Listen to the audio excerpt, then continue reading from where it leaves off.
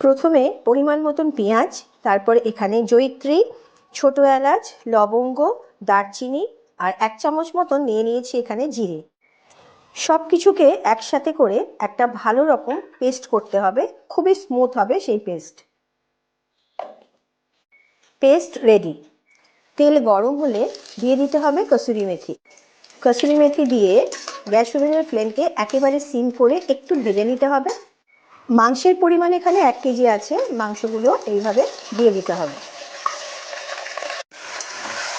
ভালোভাবে একটু ভেজে নিতে হবে মাংসগুলোকে। চিকেনটা ভালোভাবে ফ্রাই হয়ে গেলে একটা একটা করে একটা পাত্রের মধ্যে তুলে ফেলতে হবে।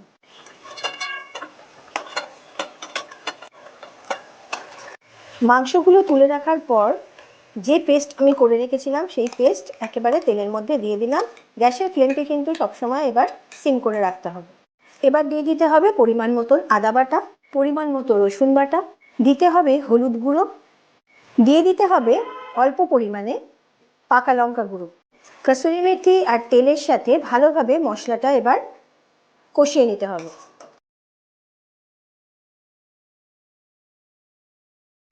মিক্সির কন্টেনারটা ধুয়ে অল্প করে জল একটু দিয়ে দিলাম। বেশ কিছুক্ষণ মশলাটা ভালোভাবে ভেজে নেওয়ার পর দিয়ে দিতে হবে ভেজে রাখা চিকেনগুলো। চিকেন ভালোভাবে মশলার সাথে মাখিয়ে নিয়ে একটু কষিয়ে নিতে হবে। আর এই রান্নাটায় কখনোই ধনের কোনো কিছু ইউজ হবে না। ধনে গুঁড়ো বলো, ধনে গোটা ধনে বলো বা ধনে পাতা বলো, কোনো কিছুর কিন্তু ব্যবহার এই রান্নায় নেই। ভালো করে ফেটিয়ে নিয়ে 200 গ্রাম দই, টক দই এর মধ্যে দিয়ে দিতে হবে। দিয়ে দিতে হবে পরিমাণ মতো লবণ।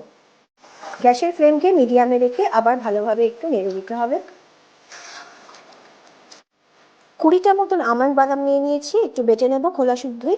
সাথে দিয়ে দিতে হবে কাঁচা লঙ্কা আর গোলমরিচ কিছু পরিমাণ।